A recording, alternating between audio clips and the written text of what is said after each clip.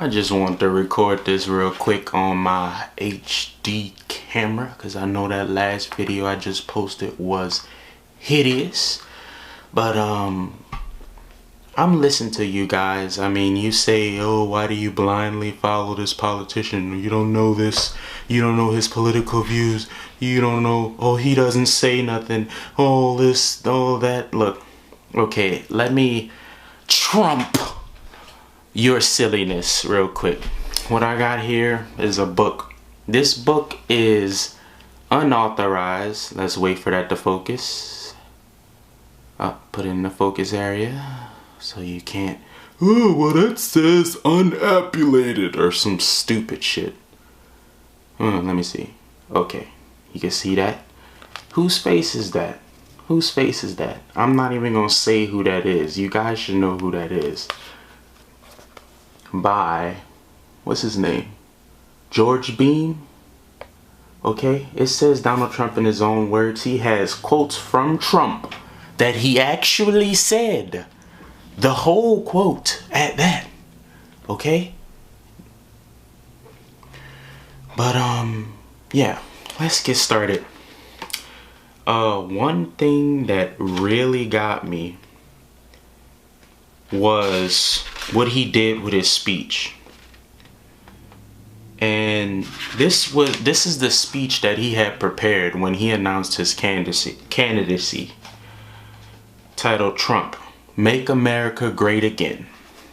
On June 16, 2015 in New York City at Trump Tower, this is annotated because he has so many Trump Towers, but I'm going to continue. Donald Trump, the founder and head of the Trump Organization, descended an escalator and made his way to a podium. He listened to his daughter Ivanka introduce him to the assemblage.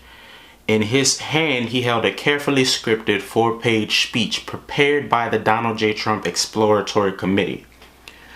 He took to the podium to read it verbatim.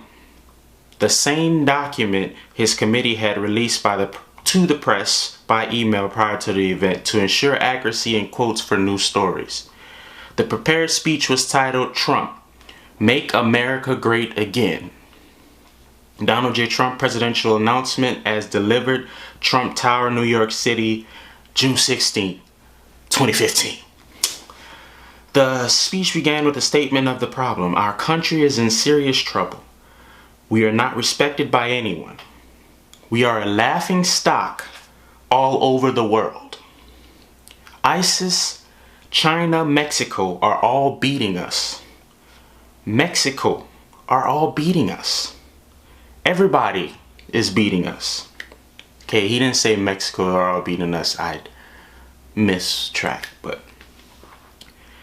our enemies are getting stronger and we are getting weaker. That's fucking true. The speech continued, laying the blame on career politicians who he said are all talk and no action. Saying, I cannot sit and watch this incompetence any longer. He then offered up himself as the solution. Ladies and gentlemen, I am officially running for President of the United States. The statement went on to explain some of the major problems. The growing national debt. I mean, you can check it out if you don't believe me. Which will soon pass $20 trillion. Unsecured borders. That's fucking true. And I've seen this with my own 2 eyes. I've been to Laredo, Texas. I've seen the borders. I've seen this shit. I've seen it. I've been to Mexico. Okay? I've been there. I can give you proof. I have pictures. I've been there. But let's continue. Unsecured borders. 90 million Americans who have given up looking for work. Just gave up looking for work. 45 million Americans on food stamps and 50 million living in poverty. The statement elaborated on the foreign threat growing more dangerous daily that includes Iran and its nuclear weapons, China's expanding military power, Islamic terrorists killing U.S. diplomats in Benghazi, Iran and ISIS beheading Christians and taking over vast areas in the Middle East. And with it, the largest oil reserves in the whole world. He proposed the country needs to head in a bold new direction. That it is time to get Americans back to work. I agree. I agree. I mean, I feel like I could stop reading at that. Like, I don't need to hear nothing else he gotta say. If this is his platform to get people jobs, and I'ma quote the big homie Ronald Reagan. The best social program is a job. Okay? Okay? What does Trump what do people go to the Trump Towers to do? They don't go there to play video games. They don't go there to protest. They don't go there to get arrested for a civil rights suit, like to pay $25. Like, that was nice, Bernie Sanders, but you were a kid. Like, you were a young kid. You were a young kid, okay? You didn't understand how this world really worked. You didn't understand that the black people were oppressed because that was an economic strategy. It was a marketing strategy. Like, everything is not what it seems, Mr. Sanders. And you appear to be a likable person. I give you my approval for approving of black people. But the black people's struggle in America, that's an American problem more than it is a black people problem. And this is something, and when you get there speeching, let's make up that new word on the spot. When you get there saying all of these speeches and all of this just silly stuff, you increase the disparity. I don't like that. I don't like that. You're not getting my vote just because of that, because you don't understand how things actually work. That's why I will not be voting for That's why I will not be voting for Bernie Sanders. I won't be voting for him because he does not understand. He is a child. He never had a real job. He is a career politician. He don't know nothing about having a job. So how he gonna tell us how to make a job? He ain't like, come on, bro. Like, get with the program. But let's continue. And you know what? Like I said, I'm gonna stop that speech right there because I don't really need to say nothing else from that speech. And this is really like, it's okay. Well, we agree with you, Reggie. So I'm not gonna finish that speech. Now, I'm gonna tell you why Trump's supporters like him. Okay, let me tell you where Trump basically declared his presidency, not his candidacy, his presidency. This is where he declared it. He didn't say this speech. This was not how he announced it. Instead, this is him. This is Trump telling us the truth. Like, all he did, it wasn't a speech. It wasn't even a speech. He just got out in front of New York and told us the truth. No frazzle dazzle, and like, it worked. It worked. But let's tell you, it's great to be at Trump Tower. It's great to be in a wonderful city, New York. And it's an honor to have everybody here. This is beyond anybody's expectations. There's never been a crowd like this. Our country is in serious trouble. We don't have victories anymore. We used to have victories.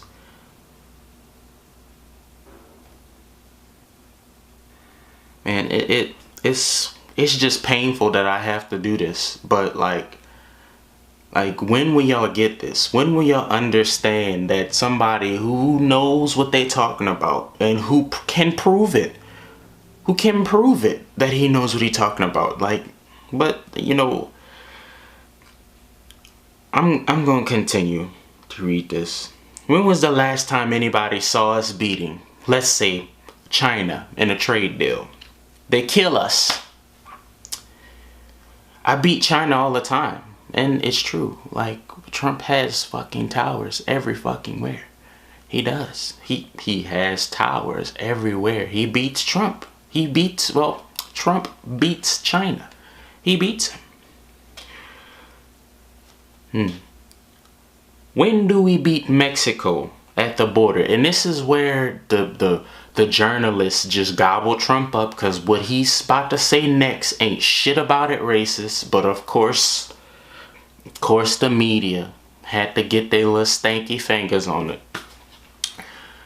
When do we beat Mexico at the border? They're laughing at us, at our stupidity. And now they are beating us economically. They're not our friend, believe me, but they're killing us economically.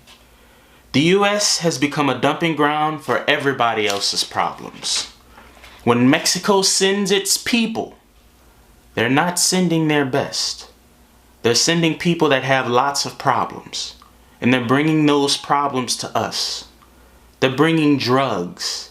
They're bringing crime. They're rapists. And some, I assume, are good people. But I speak to border guards and they tell us what we're getting. And it only makes common sense. They're not sending us the right people. They're not sending people like you. It's coming from more than Mexico. It's coming from all over South and Central America. And it's coming probably from the Middle East. But we don't know. Because we have no protection and we have no competence. We don't know what's happening. And it's got to stop. And it's got to stop fast.